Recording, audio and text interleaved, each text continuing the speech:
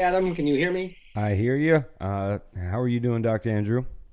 I am doing great. How are you doing? Doing okay, man. Wrapping up a pretty decent, busy day. We have gutted out the used to be podcast studio and turned it into a gym out here at the beach house. So, I- well, it's called play and play or yeah, something. you got to, man. We got to. I've been injured for like the last 3 months. Tore my labrum when I was surfing, and just getting over it. No surgery needed, thank God. So, back into it. So I miss it. I got some pounds to take off me, man. I understand that one very nicely.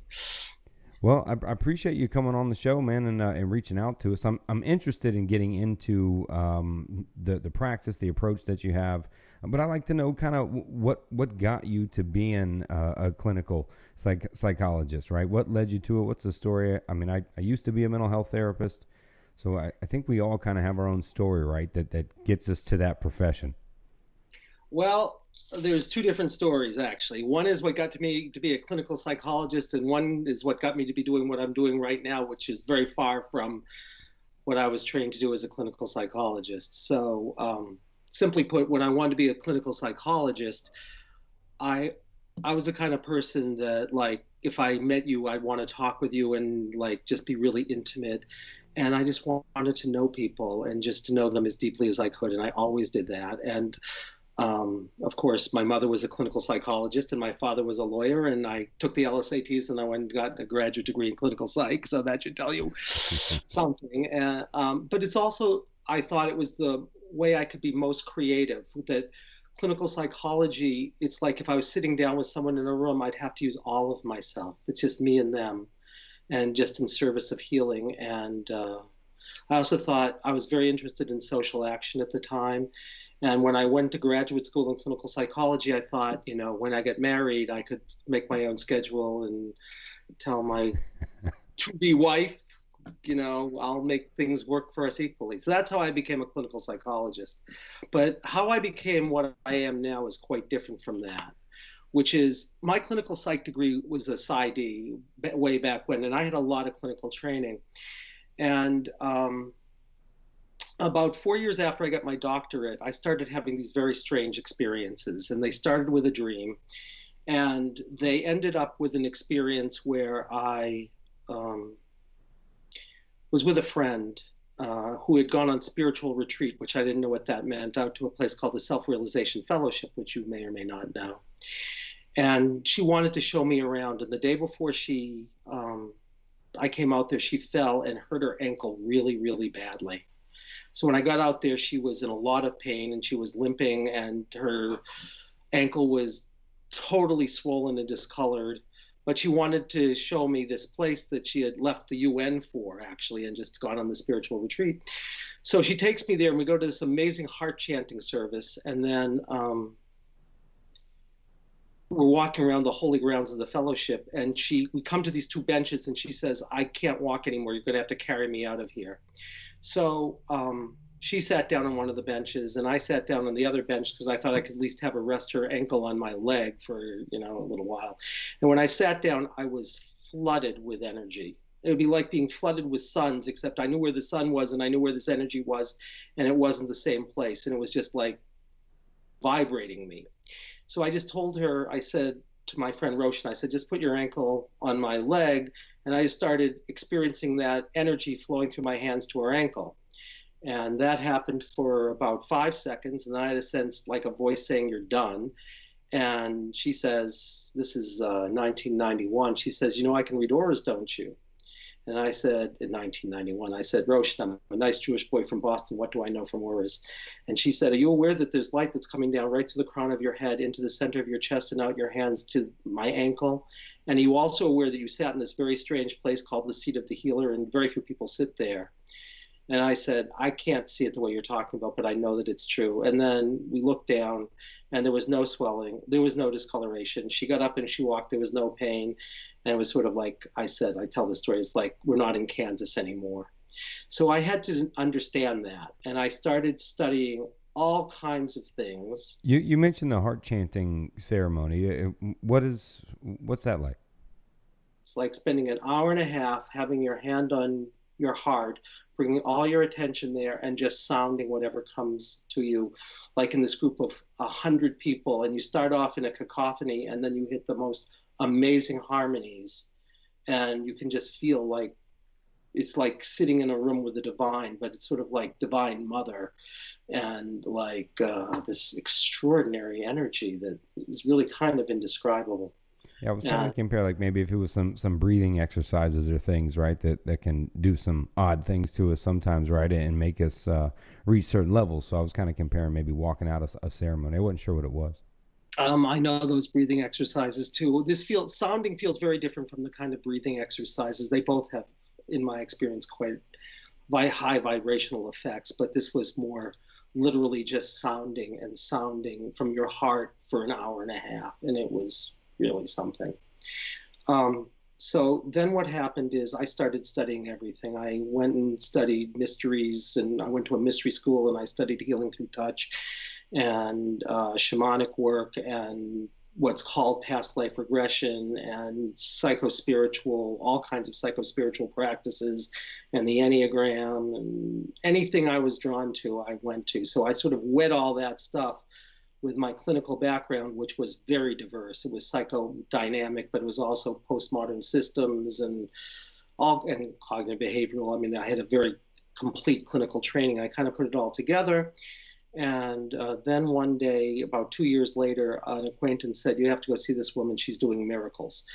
And I was open to miracles. And she told me a story, which was that her name was Judith. And Judith was running a workshop. It was one of the first ones she ever ran. And one of the people in the workshop had apparently, according to my acquaintance, such a bad case of asthma, she could barely walk up the stairs. And Judith does a session with her using something called muscle testing, which I'd never heard of, and had her tap all over her body, which I had never heard of because I didn't know the acupressure interventions in 1993. And then she muscle tests, and it says her asthma's cleared. So she says to this woman, she says, "Why don't you go outside and start to walk and see if you feel different?" The woman starts to walk, then she starts to run, and she comes back, and she said she's exhilarated and totally winded. And she said, "Well, that's not a big surprise," because she said, "I haven't been able to run a step in 7 years."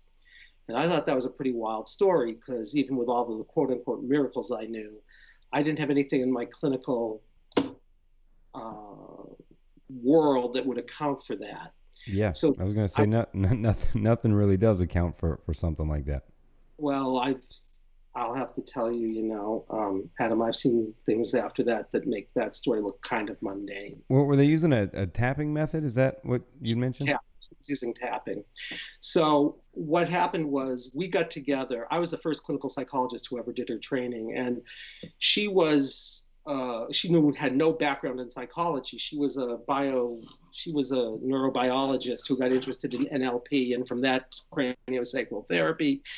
And then she did her own original research on loss and violence traumas, and she wrote a brilliant paper on loss and violence traumas. And she said basically that every time there's violence, it has the same structure, even though the surface might be different. And that's what she knew when I found her. And I knew all of this other stuff, and we collaborated for a couple of years. And what we did was we kind of started to map out the deep mythic themes in life. And those were sort of normal themes like neglect or betrayal or things like that, but also what are called non-material kinds of realms, like traumas around whatever you believe about these things, curses or energies that take you over. And we mapped out a lot of this stuff when we were together in a year, basically. And then we kind of went our separate ways, because Judith was much more, say, medical model-y, and I was a soul psychologist, and we just had a different perspective. And so that was in 1994. And so I've been doing this for 26 years. And what I do is very simple in a way to describe, so I can describe it to you, but I see results. Yeah. Well, you'll know most of what I'm going to say. First of all, why do people come to therapy? Which I think is the same reason they suffer. I think there's only one reason, which is there's something that couldn't be handled and integrated. So that's it. I think trauma related in every sense. I think everything is trauma. Really? Yes, I think the Interesting. reason people come to therapy is trauma. And from that point of view, because what is trauma? Trauma is simply something you can't handle and integrate. If you can handle and integrate everything, then you'll be a fully free being, because I could do anything to you and you would just say, okay, no big deal. But of course, most of us aren't like that. So, what we're really trying to move towards is the freedom to be in a place where we can say, no matter what happens to me, I can integrate it, I can handle it. But of course, most of us can't. So, everything, I think that's why people come to therapy. Where And do you think that trauma comes from, or that level, like of since there's a different perception of trauma, right, as opposed to someone in Africa, sub-Sahara somewhere, right, where they experience machine guns, they war, violence, all kinds of things, and may or may not experience PTSD. But then on another level, right, it can be something more first world, right, issue or trauma. Somebody towed your car, right, or you lost your car, stole it. We could find a subjective level of trauma, right? Where is why do you suppose, I guess, certain traumas download, right, or don't? I'm sorry, would be the reverse. Don't integrate, as opposed to some don't, right? Some people experience some what many would call something very traumatic, but don't seem to be affected, right? Why others are. I'll tell you my sense about that. Yeah. The first is, I think we're born with different levels of capacity. We could call that resilience. And we're born with different levels of resilience. That's the first thing you'd say. The first thing I would say. The second thing is there's karma, from my point of view, but I think we come in predisposed, however you want to understand that, whether you believe in other lifetimes or not. We come in predisposed to having to learn certain lessons. And if we've learned the lesson already, you can do fairly horrendous stuff to us and it won't make an impact because we've already been able to handle and integrate it somehow. And it can be very specific. That's why somebody might be able to handle one thing that looks horrendous, but something else that doesn't look horrendous, they may get stuck in it, right? Sure, sure. And then the third thing is, of course, that there's collective levels of trauma. And sometimes when you have a community that's learned how to live with certain kinds of traumas, it certainly can look like they're resilient, but you have to find out, because they're not always resilient. It just looks like they are, because what they do is they might numb themselves because the experience is so inhuman that in order to go on, they have to deny what happened to them. And so they may look very, very good, but from my point of view, on another level, they may not be fully free. They may be dissociative, but if you can't tell the difference, someone can walk around dissociative and they'll look very much like nothing happened to them until you start to work with them. And when they get back into their body, they might be in a lot of discomfort. So I would say, briefly, that's what I would say is the difference. Yeah, you mentioned predisposed, right? That we come in predisposed with lessons to learn. Can you dive a little bit more into that for me? Sure.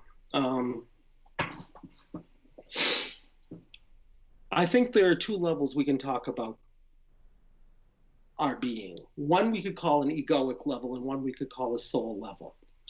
And the egoic level basically is what happens to you in this lifetime. But I would say, however you want to understand it, whether you want to understand it as mythology or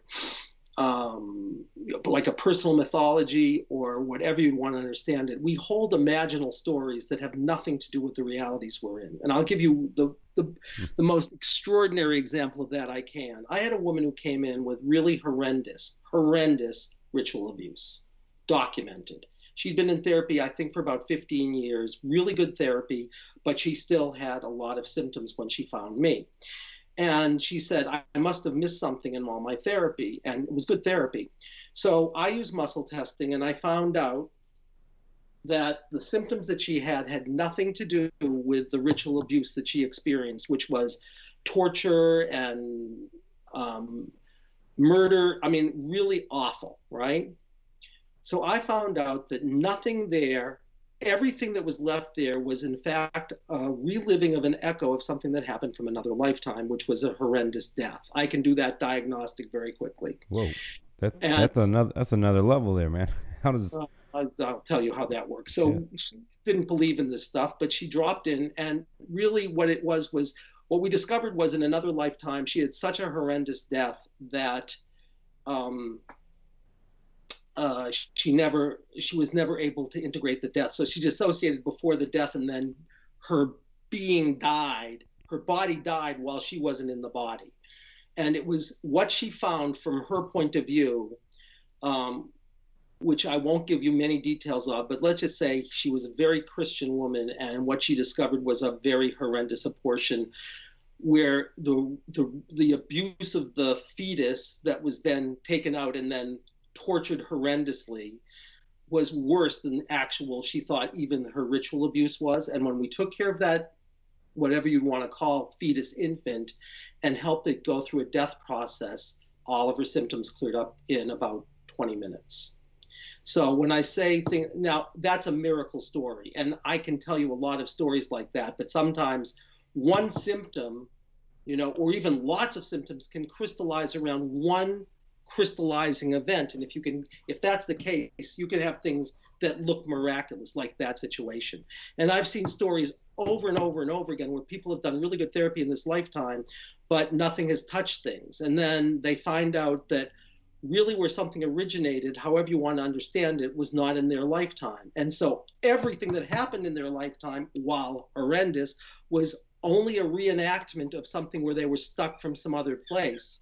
Just like, if you're a war veteran and a bomb goes off, you're stuck there, right? 10 years before, then a motorcycle backfires and you have a panic attack. Why? Because 10 years before a bomb went off and you couldn't handle it, right? Well, it's the same thing with lifetimes to souls. So if something horrendous happens in another lifetime, everything that you experience in this lifetime on a soul level can be a reliving of an echo of what happened to that other lifetime, so that you can remember it, right? It's an invitation to remembering something else that's even worse, so that you can integrate it, so you can handle it. But of course, we don't know that, so we work in this lifetime forever, and people say, I don't get a great result sometimes.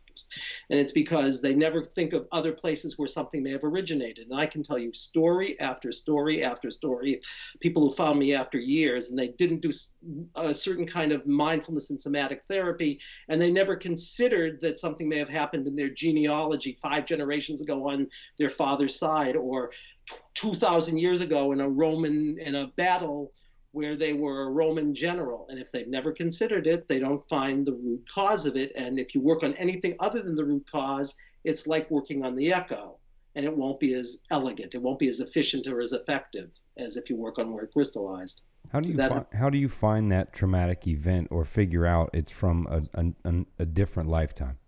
It's simple. I use muscle testing. I use kinesiology to do it. Muscle testing? I know enough to get me in trouble. Walk me through an example of it. Muscle testing is a way to access your deepest intuitive knowing, all right? And really what you're going to do is you're going to have your body becomes a means of communication for this deepest knowing. And in order to explain it, Adam, I have to talk about different levels of knowing. So the first level of knowing is called the wisdom of the conscious mind. So if I say, Adam, what's your name? You say, I've been around long enough, I can figure that out. My name is Adam, right? But if I say, Adam, how come when a motorcycle backfires, you have a panic attack? You might say, if I knew the answer to that, I wouldn't be spending all this time, energy, and money seeing you. I would take care of it myself, right? So the first level of wisdom we call the wisdom of the conscious mind. And that level is very limited because you quickly hit, I don't know. So we'll give it the power of 1. Then there's a second level of wisdom. We can call it the wisdom of the unconscious mind. So you have a dream, for example, and you say, what the heck is that? And I'm not going to talk about that level very much, but I would say dreams or slips of the tongue or synchronicities or visions are sort of like, I would say, messages from your soul, but you may not know how to decode them. But I'd say there's very deep information there if you know how to do it. So that's a second level called the wisdom of the unconscious mind. Then there's a third level, and there's the third level which we want to talk about.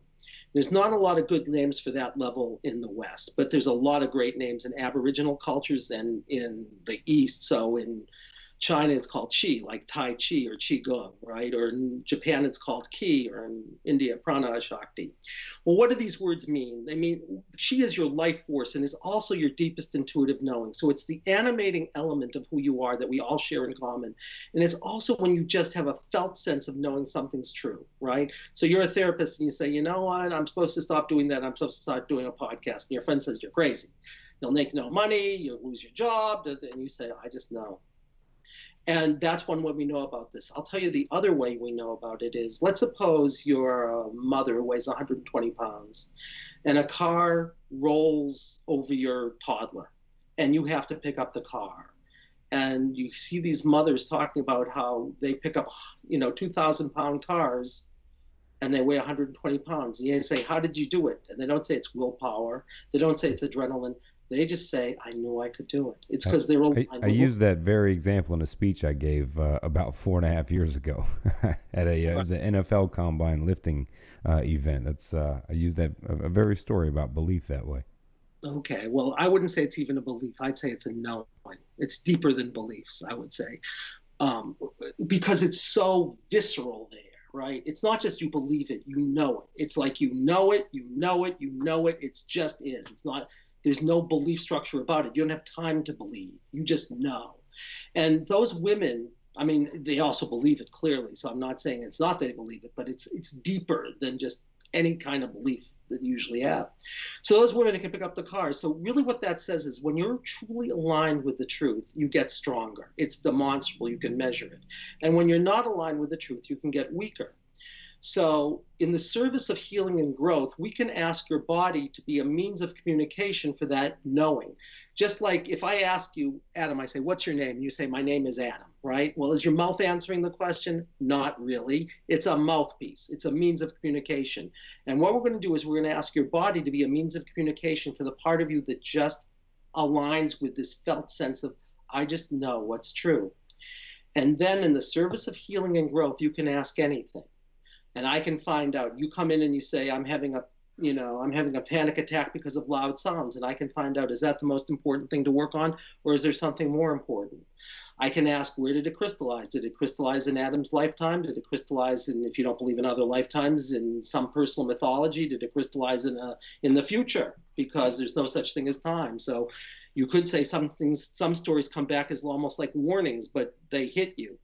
You can ask anything. You can say, is your problem with your tinnitus that a little green man put a rod in your ears?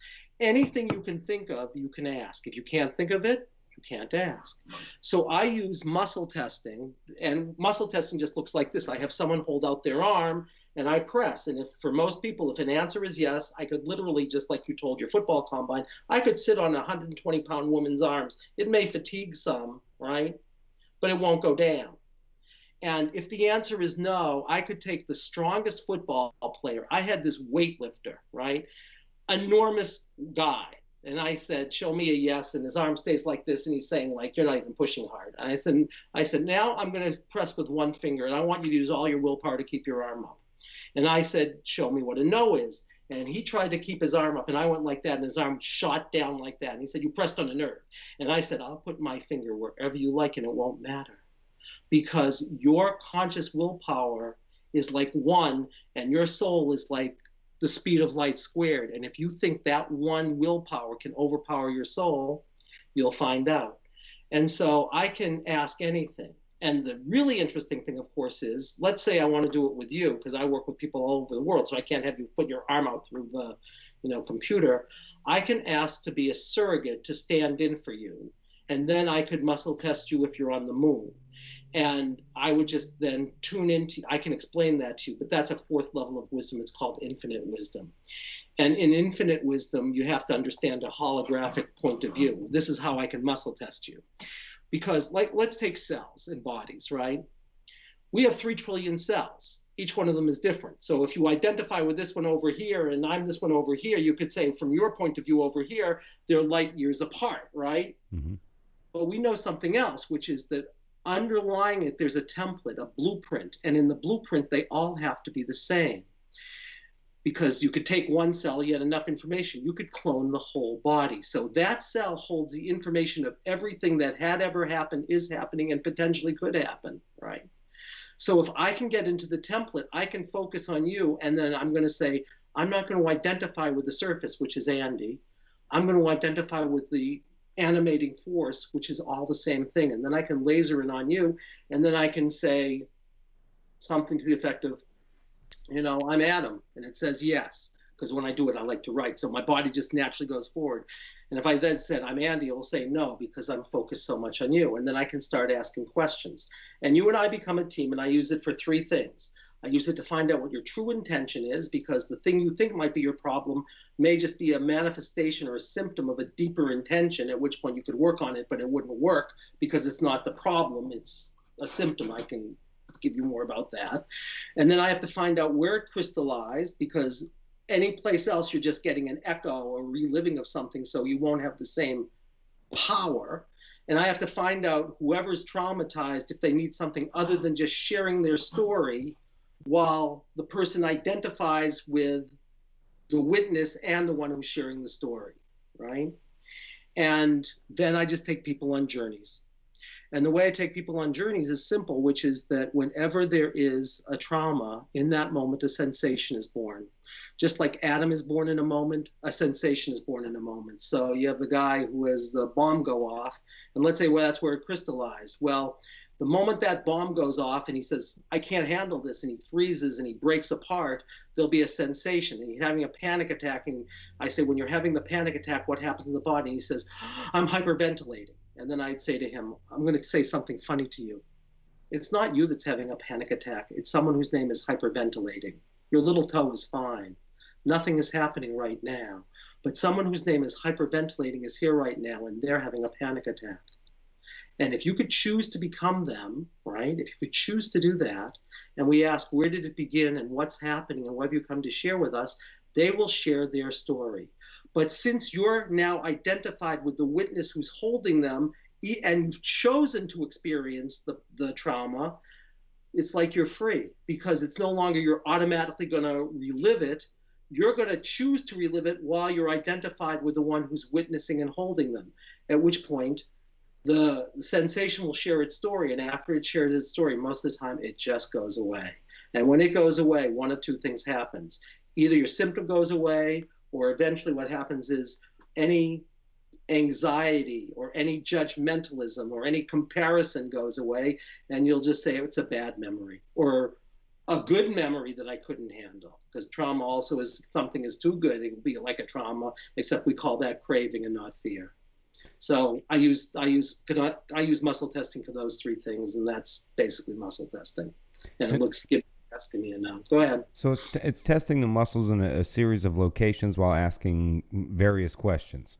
No, it's only testing the muscle in one location, right? I'm just going to press on your arm, or if you're not here, it's going to look like this. It can go, give me a yes, give me a no, or give me a yes, give me a no, or give me a yes, give me a no. Like my body becomes a pendulum and it just moves on its own.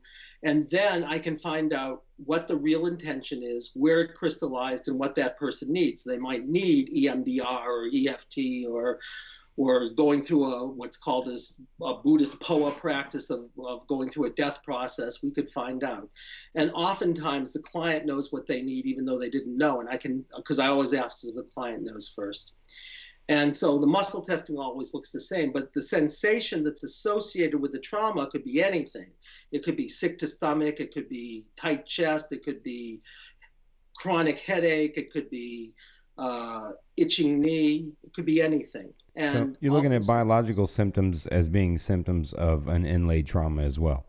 Exactly. I say every time you can't handle something, there's a physical sensation of a discomfort that's associated with it. It's a one-to-one correspondence. And I would say every discomfort you have really is a narrative of something you couldn't handle that's now manifesting as chronic pain or fibromyalgia or whatever. I think everything on that level is narrative. And every symptom you have is a clue to the thing that couldn't be handled. So if you have chronic back pain, that's going to be a clue to the thing that couldn't be handled, even if you have no idea what that is. So while it stinks or sucks from our point of view, on a whole other level, it's an invitation to remembering what couldn't be handled, whether it happened when you're 3 or 2,000 years ago or whatever. So that's the deal, so to speak. How long is a process like that in discovery? So calling the discovery of the event, of finding the traumatic event or the lifetime of that traumatic event, what's a session or so like that entail, or lengthwise? All right, let's suppose I'll tell you what it would look like, okay?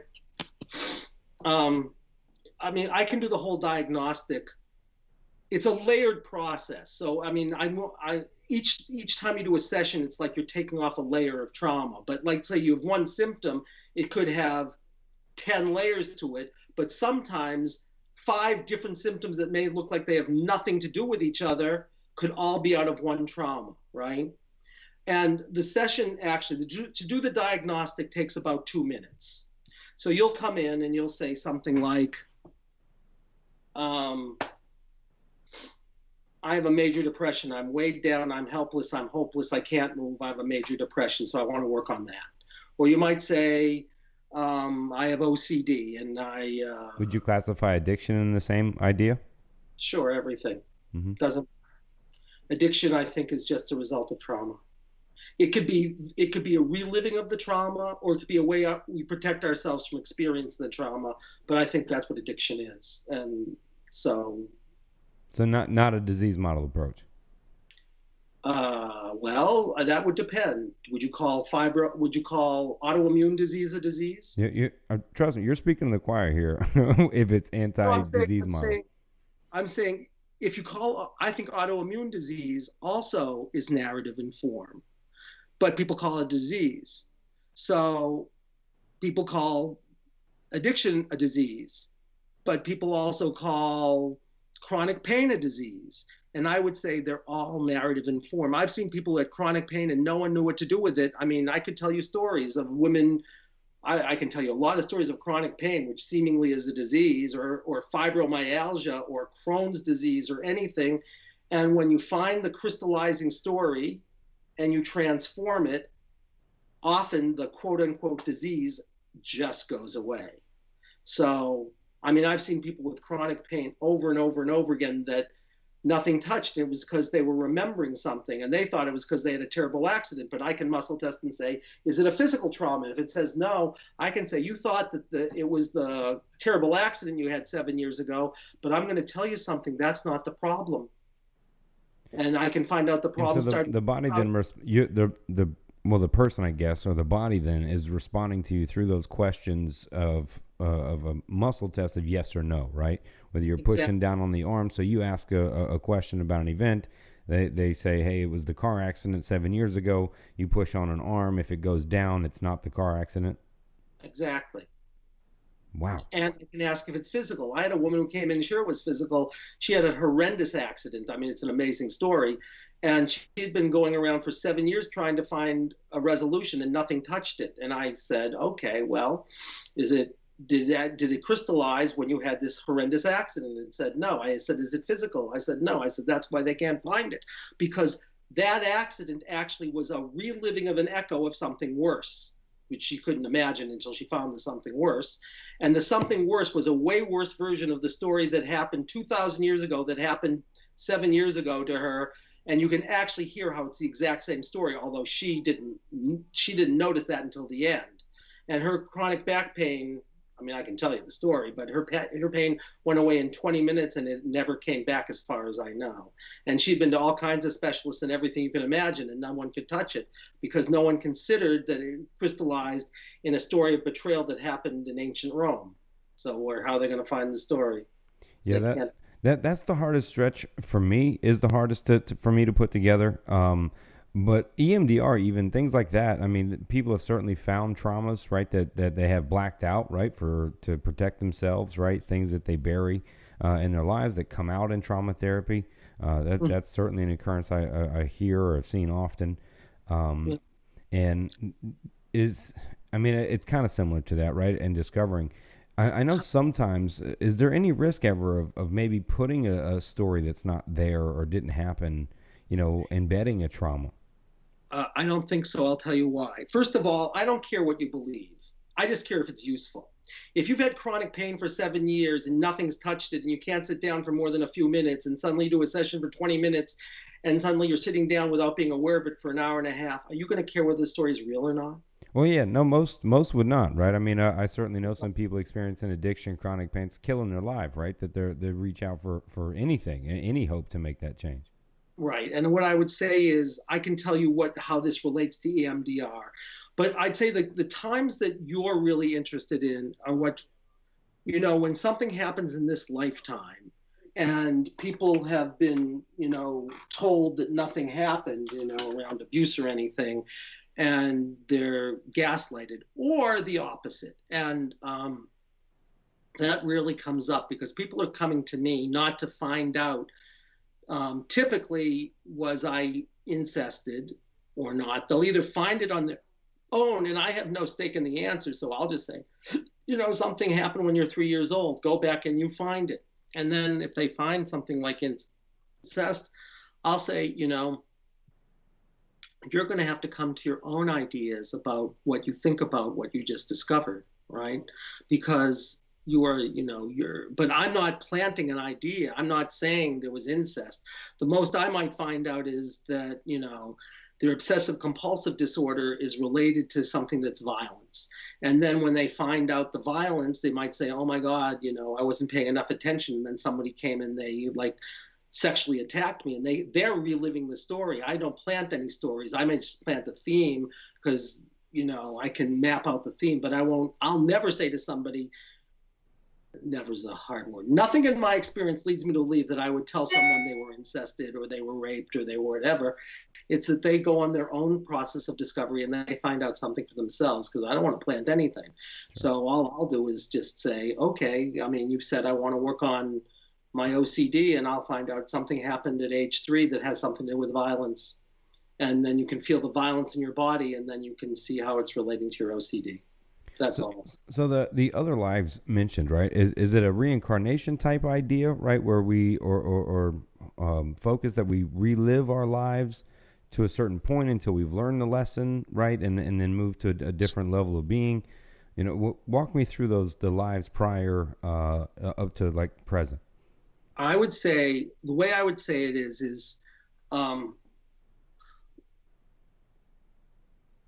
put it this way. Soul is to lifetimes as ego is to our current life. So if something happens to you at age 3 and it traumatizes you, and you're trying to learn a lesson about it, because you could say you have to hold 2 things at once. I want to say this. You have to hold the human level. Because if someone comes in and something terrible happened when they were age 3, you're going to have to say that was terrible. But if all you think of yourself as a victim and there was nothing that you're trying to learn, then you're going to you'll always be in a victim state where something happened to you, as opposed to you were in a process of evolution. And I would say the same thing happens. Lifetimes, like I say, to souls are what years are to ego, you could say.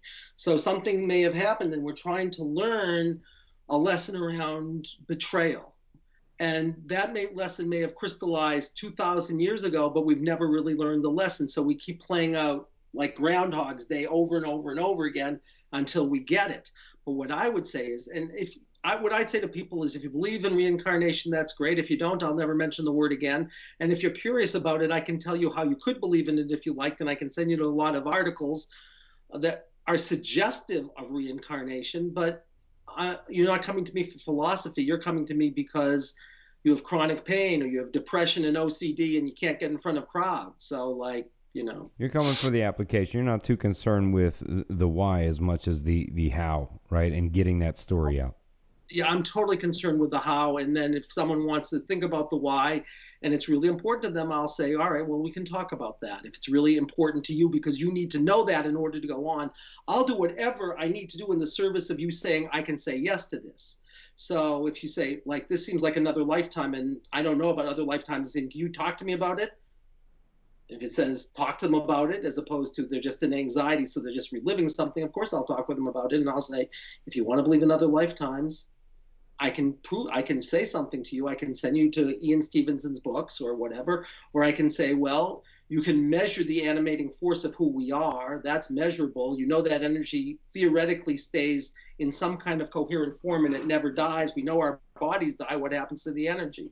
And you could say it intentionally brings its attention to manifesting again in something that looks like matter, right? It just slows down a lot. If who we are is energy, you could say, in this dimension, the speed of light squared, if you slow down energy enough, by choice, it becomes our bodies, right? So that's how you could talk about it. And because there's, on one level, a coherence to that energy, On another level, it becomes everything. It's sort of like this funny thing where you're an individual, but you're everything at the same time. Whenever there's a trauma, you identify with the individual part of it. You identify with Adam. You identify. So it's the same thing's going to happen over lifetimes. If something happened, whatever you want to call karmically 2,000 years ago, until you found a way to heal and grow and to master it, it will stay as a template in that energetic field until it gets resolved. How does that mastering, when you master that event or that story, right? What does that entail? What's the mastering of it? What is necessarily achieved, right, by the person who's sitting with you or who's doing the work? What's that look like? It's simple. I mean, I can explain that to you really simply. When there's something you can't handle, we know what happens. Instead of being the one who's now witness, you become the one who's reliving that trauma over and over and over again. That's why when the motorcycle backfires, you have the panic attack. When you were in that war 10 years ago, you're the soldier, bomb goes off, can't handle it, you're stuck there, right? So what happens when that happens? Here's the key. When that happens, when there's something you can't handle, in that moment, again, I said, a discomfort is born. And you identify with the discomfort. It's no longer that you're Adam. You identify with pounding chest. It's always there as an engraving, and it actually acts as a magnet. You're going to start bringing to you cars backfiring and loud noises and everything, because it actually magnetizes something. It's in that way, it's a co-creative process, but it just feels like you're a victim of fate. And that's true on one level. On another level, you are a creator of your destiny, which means you're going to attract to you whatever you need in order to heal and grow, even if from a personal point of view it sucks, right? So a sensation is born. Now, what do you have to do in order to master something? You have to choose to face that which you couldn't handle in the first place. It's like let's say, I'm gonna choose it this time, as opposed to automatically reliving it. How do you do that? You have the panic attack. I say, what happens in your body when you have the panic attack? You say, my heart's pounding fast. I say, okay, Adam, you're not having a panic attack. Someone whose name is heart pounding fast, something happened to them, and you're living out their story. Now what you're going to do is, you're aware of them now. Their name is heart pounding fast until they tell you their name is Susie, right? So you're going to choose to bring your attention there. And now you identify with the witness who's holding them or hosting them or remembering them, as opposed to identifying with them, because you are by choice becoming them, as opposed to it happening automatically. And then what happens is, you'll bring your attention there and you will start to then know their story. And what you need to know is, everything that they say is their story. And if I ask what happens in the body, I said, what are you feeling in the body when you have your panic attack? And they say, I'm feeling nothing. Some people say, well, they can't get in their body. It's because they're answering your question, really. So I'm feeling nothing is a sensation. And if I ask you, where are you feeling in your body? I'm feeling nothing. I have not had one person yet who couldn't answer that question. Everybody can. It's just a therapist said, what do I do now? They said they're feeling nothing. And really what it is everything is literal and everything is part of the process, right? So then they drop into this and they say, I can't see anything. Let's say they say that. And all I say is, yes, that's right, you can't see anything. They may think they're making a commentary in 2020, like I can't do the process, but it's not that. They're in a story where they can't see anything. Why? It's dark, they're blind, there's something. So you say, that's right, you can't see anything. And then the story unfolds, and it unfolds in one of three ways: auditory, visual, or kinesthetic, right? So some people, it's like auditory, it's like they're reading a book. They say, I know what's happening. It's like they get the story. Some people are visual, it's like they see the movie. And some people are kinesthetic and they'll act the story out.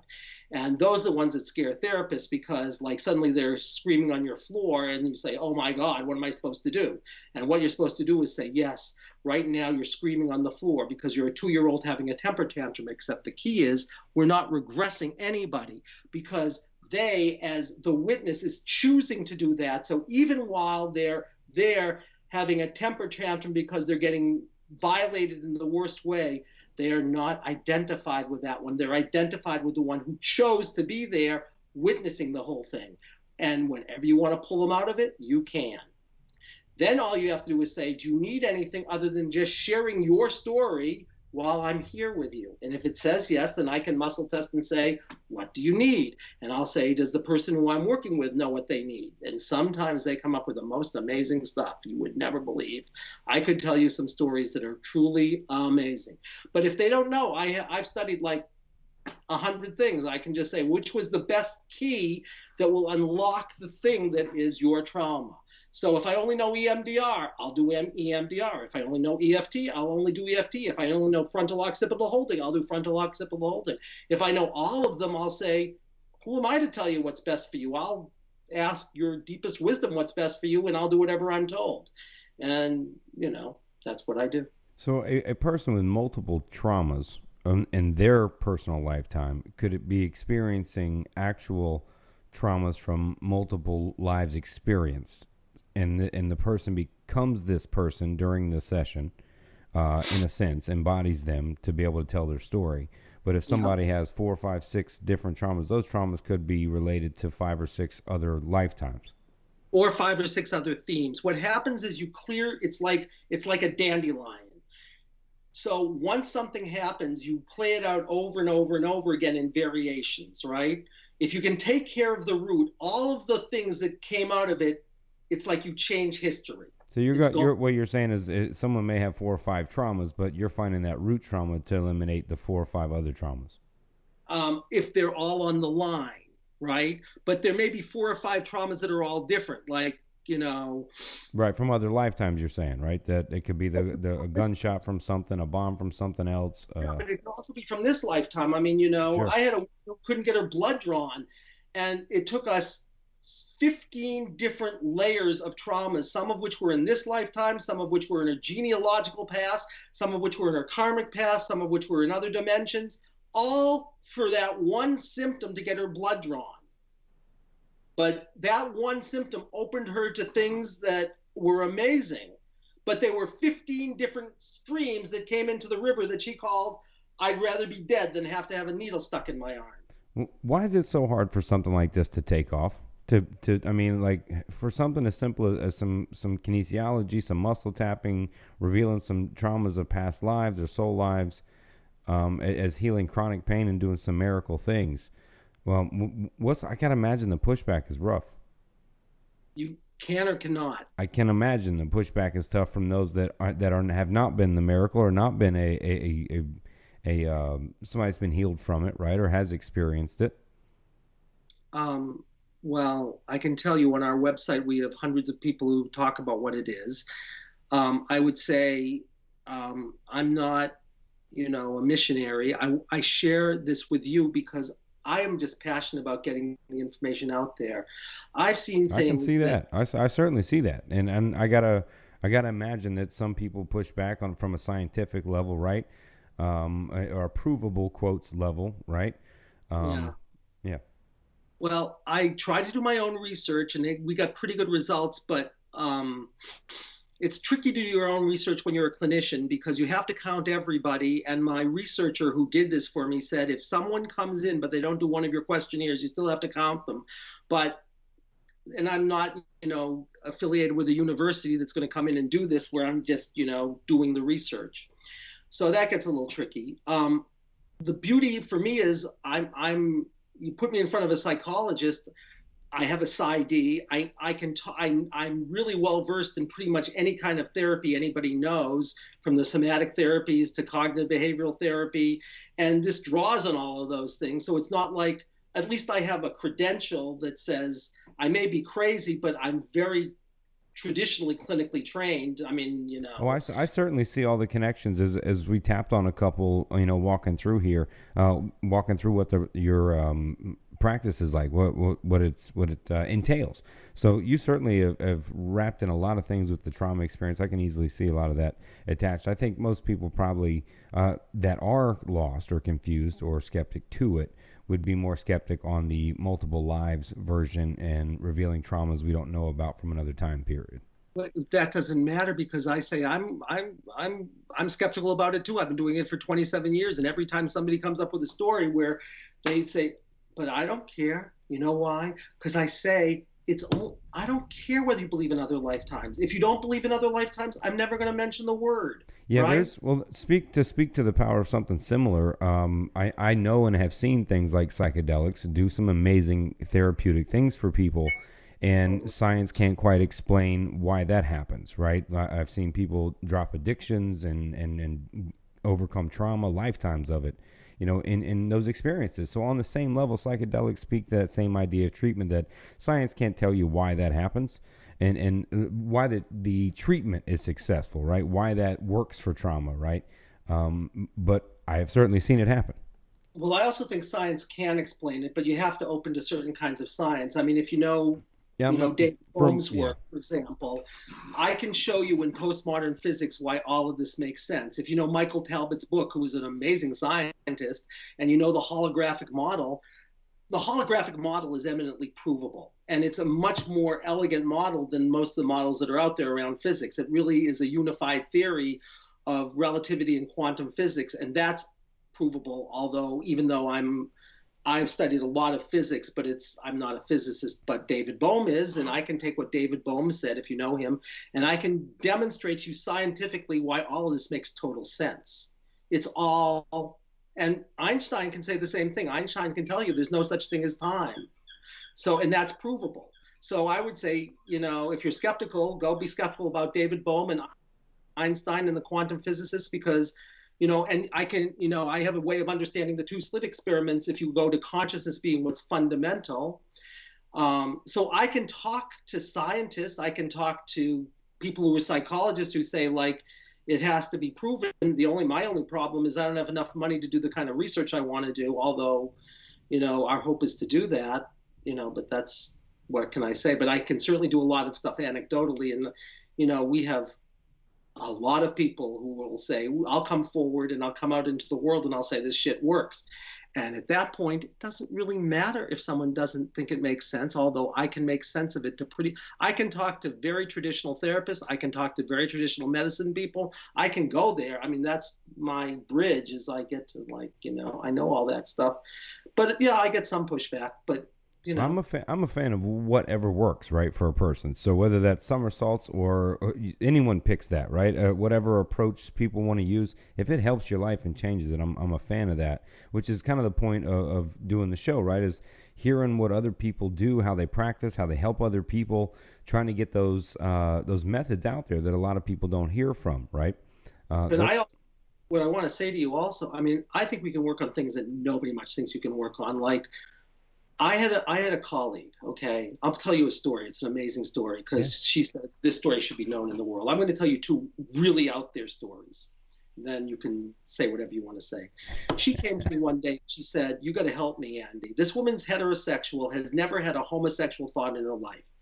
And she's looking out the window. We're near a school, and there are middle schoolers in the school, and she's having this really, really, really intense compulsion that basically she's saying, I mean, these words are coming into her mind. Look at the pretty titties on those girls, right?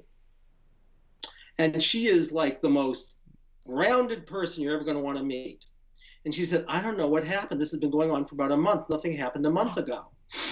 She said, I visited my mother, but I don't think that can account for it. So I found out, I said, did it in fact happen a month ago? And it said yes. And it was something in our system called the superimposition. A superimposition is something that takes you over. So I said, I want you to drop into that voice, and the induction of this is something much bigger than me has taken me over. And when she did that, she dropped in and she suddenly knew what happened. I'm going to tell you what happened. It's an amazing story.